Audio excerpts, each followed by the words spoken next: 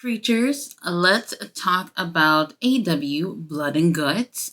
So, we started off with Alex. I can never remember his full name. He hardly does interviews, but he was somehow at the hotel where Osprey was staying at. Osprey was just leaving with his luggage, and that's when he realized that his tires were popped and shit, so he couldn't go anywhere.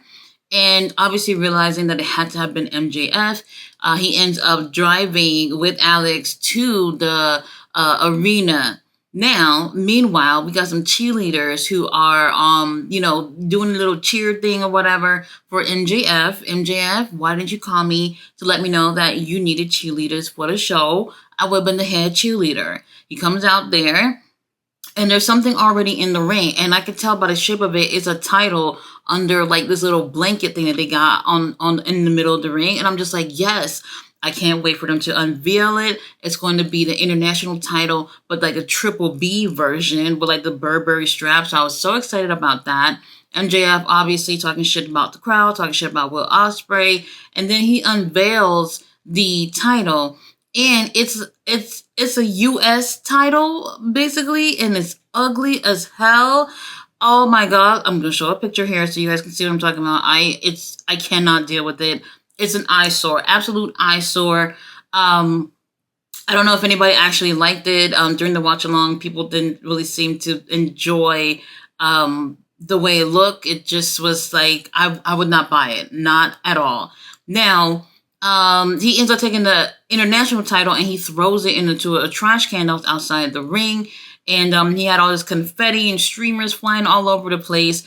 And then out of the blue, here is Ospreay coming from the crowd and about to attack MJF from behind. But MJF is too quick on his feet. He ends up running out the ring and they don't get a chance to have any exchanges. Now, Will Ospreay, he said that during the match that he had with MJF last week, he said MJF was breathing out of his asshole. And I was just like, okay, that is new. I didn't know that's something that could be done.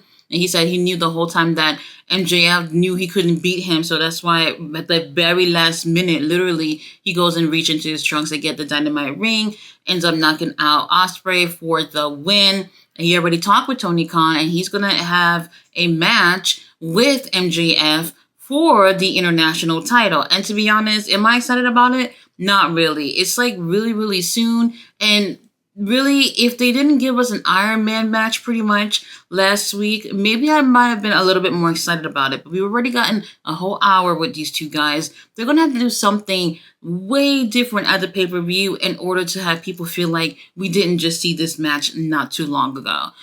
Opening segment was okay, a little bit long. I was just really ready for the main event.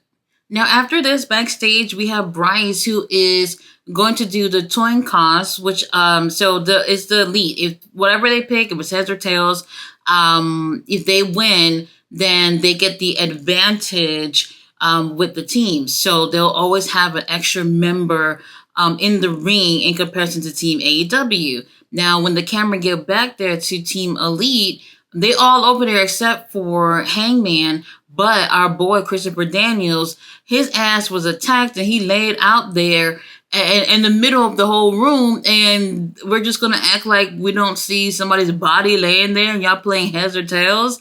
Anyway, the Elite, they have the advantage in this match. So I think, honestly, I kind of thought that that's where they were going with it. So it didn't really surprise me. Now, our first match was Suzuki versus the Learning Tree, Chris Jericho. And I'm not gonna lie, Chris Jericho trunks was actually kind of cute. I can't even believe I'm saying that, but it's the Chris Jericho with his arms to the side like this, and then instead of his legs at the bottom, it's the roots of a tree or whatever. I know it probably doesn't sound so great me describing it, but I thought it was cute. That's pretty much it in terms of cute and with this match. I didn't care for this. It was pretty much a chop fest for the most part. Some parts of it just didn't feel so great. I think if this was like a pay-per-view match, or if this was not having to feel like we don't have too much time to focus on this because of Blood and Guts and a couple of other things that's happening after this, maybe this would have been a better match. And I know this is something that Chris Jericho had been wanting to do for a long time, but for me, I felt like it felt short. So I didn't care too much for this match. Chris Jericho does end up taking the win here, but immediately after he wins, with a Judas effect, which was barely a Judas effect. I was like, this is the weakest Judas effect I've even seen. I don't even know if I can call it that. He ends up winning with that. And then immediately Suzuki gets up. But then here we have the bad apple or the good apple, whatever they're calling Brian Keith. And we also had Big Bill. They end up coming in and attacking our murder grandpa. And honestly, I didn't care. I just didn't care. I'm still waiting for the main event at this point. So I did forget to mention that Shibata came out. How could I forget that Shibata? Oh my God, he is just, oh my God, this guy's just everything. He comes out to help Suzuki.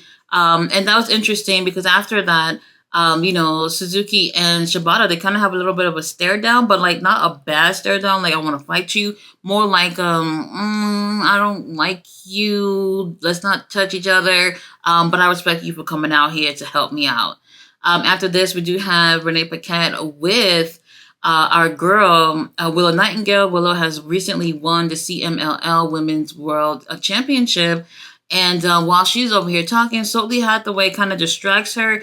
And then Chris Statlander had attacked her, gave her an F5.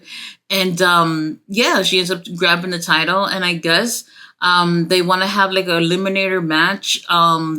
Determine who can go for the title. Long story short, it's looking like we're going to see Willow versus Statlander for the billionth time. Now we have our boy, Bryan Danielson, with Renee Paquette, who is just the busiest person in AEW. He's doing an interview talking about the match that he's going to be having with Swerve. He kind of seems to sort of kind of doubt himself and doesn't necessarily seem to be 100% focused. And then out of the blue, here is Jeff Jarrett, who comes out from behind the camera. I guess he was producing this little promo, and he's giving Bryan a pep talk. He said, you kind of talking like you got one foot out the door. If you're going to go all in, you better go all the way in. And I was just like, I totally agree. I would totally say something like that. Like, if you're going to go in, you better give me every inch. You know what I mean? I thought this was very interesting coming from Jeff Jarrett, who has went from being booed every single time you even hear his name to kind of being an overnight babyface, which is very interesting. Now it kind of feels weird because Jeff Jarrett has not been a babyface since God knows when. But I hope they keep it this way. I hope we see Jeff Jarrett more in a role where it's like a veteran, helping out other wrestlers, maybe some type of authority role, kind of, uncle role, something like that. I actually think it felt really, really good for us to see Jeff in that role. Having a little pep talk from Jeff Jarrett, I think Bryan Danielson is definitely realizing that, he needs to keep his eyes on the prize, which is obviously the world title, and beating Swerve at All In. After this, Britt Baker, DMD versus Hikaru Shida, in a pretty great match. It was great to see Britt Baker after, I think they said, 8 months or something to that effect. It's been a really long time since we've seen her in the ring. Her and Hikaru Shida obviously have sort of bad blood with each other, and they gave us a really great match. I'll say this, the commercial break though was killing me, especially like when we have the women's coming out. We only see them once a night for the most part. And they just put these commercial break in the middle of their matches and they come back and like a minute or two later, it's over. And honestly, I just don't like that. I feel like we got to do something a little bit better when it comes to showcasing these women's matches. Our girl Britt just ends up taking the win. I would have been fine with whoever, but obviously Britt is feuding with CEO. And after this match, here comes CEO, who comes out. And while she's talking, it's a distraction because Camille comes out of the blue and ends up attacking DMD, which was very interesting. And I have to say, I think Tony Khan has been pressured enough these past few weeks that people have been talking shit about why the fuck Camille is not on AEW. And I think he got to that point where it was just like, holy shit, I gotta bring this girl in. So here she is in AEW. In Real Talk, there was like no reaction from the crowd. Everybody was just like, yeah, just like that, quiet.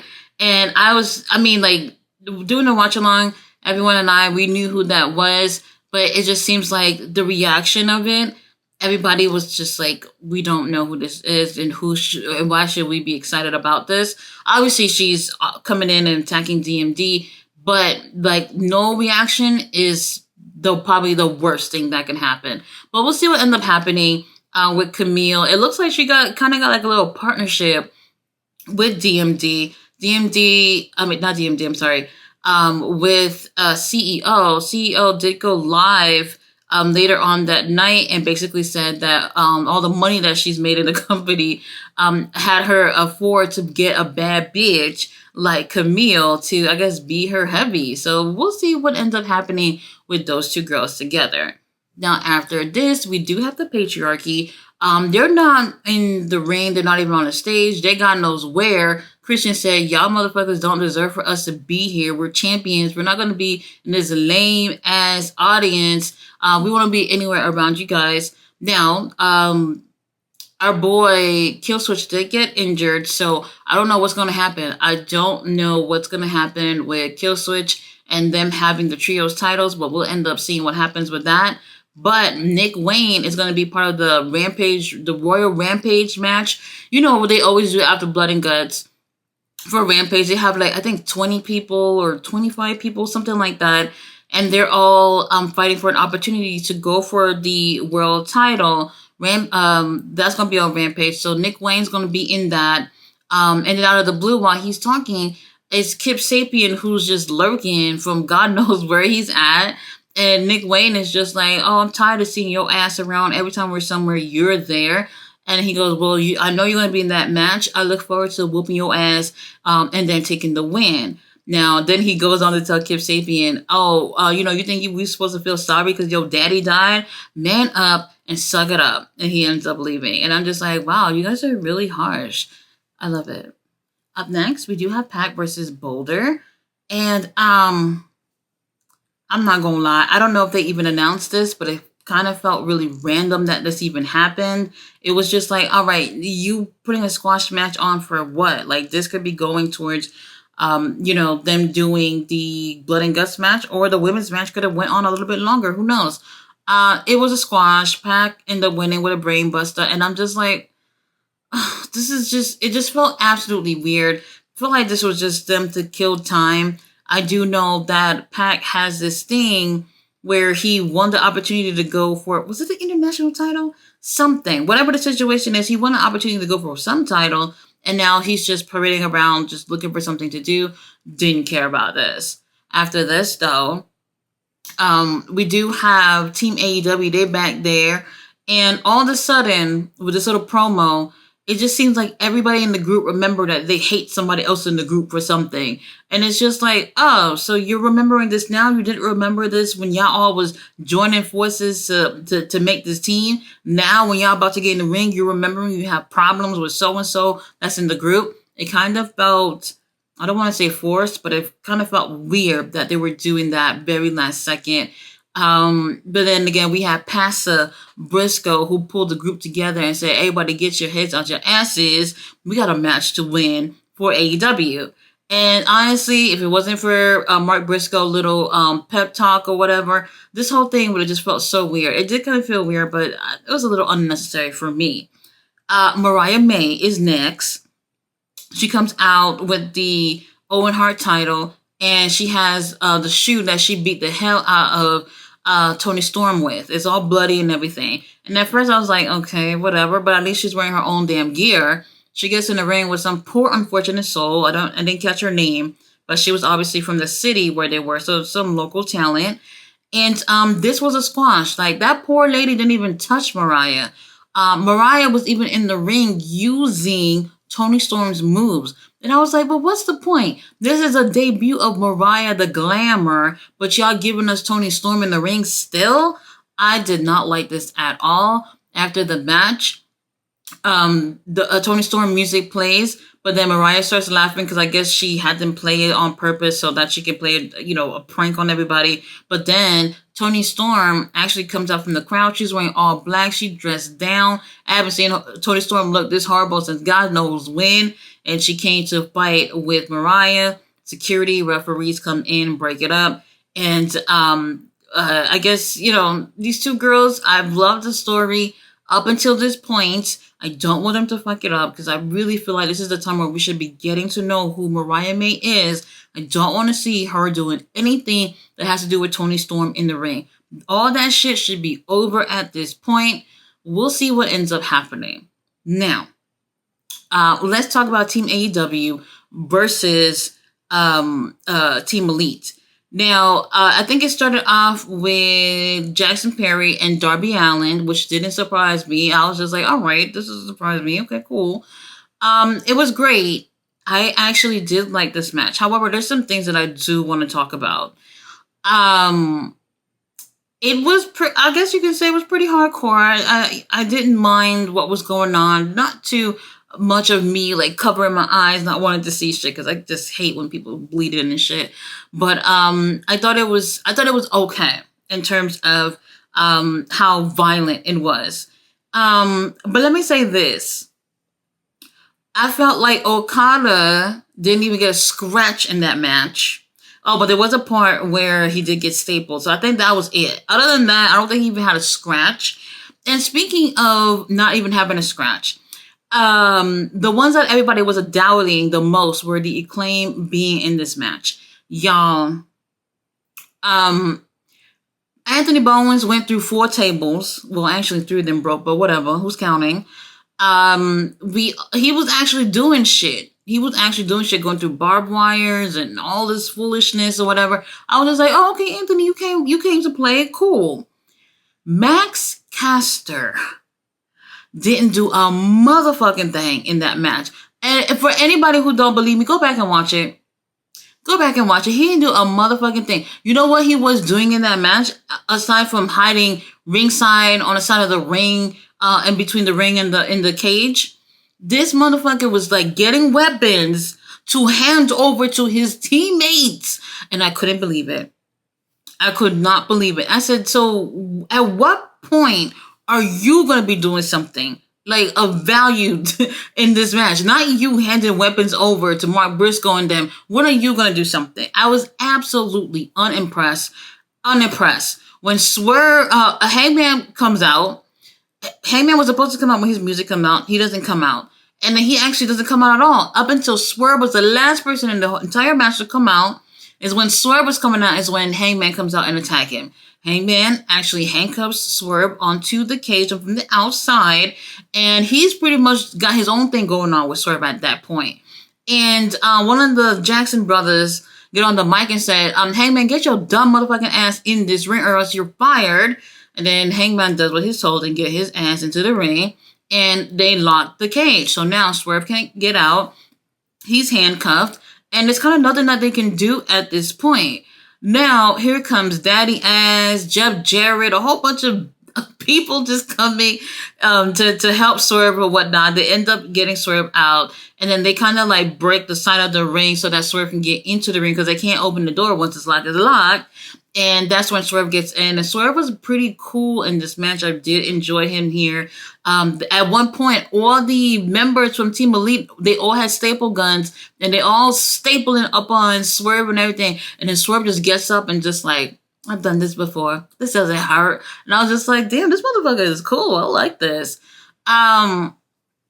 This was actually pretty cool. At some point, though, Swerve and Hangman, they met up in the middle of the ring. They was going at it. It was really, really good. I loved it. It was that on-site beef that I love. However, at some point, doing picture-in-picture of all places, the two of them just vanished to the back. We didn't get a chance to see. We don't even know if they're still back there fighting right now. And I was just like, well, there's no cameras going back there to see what's going on. Yeah, I had this happen during picture-in-picture. I didn't like that.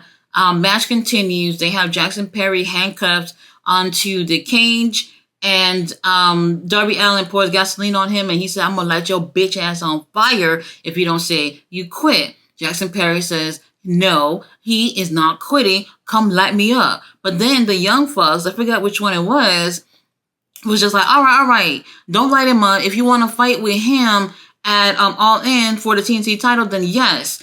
And then he goes, okay, Well, great. Thanks for the match. However, I want you to say that y'all quit or else I'm burning his ass up. Now, Jack Perry in the back saying no, no, no, no, no, he doesn't quit. However, whichever one of the Jackson brothers it was said that they quit because obviously they don't want to see Jackson Perry get lit on fire. Now, I kind of didn't care for this because it's just like, well, at the last pay-per-view, you actually did light Jack Perry on fire. We could have did something else. But some people like the ending. That's cool.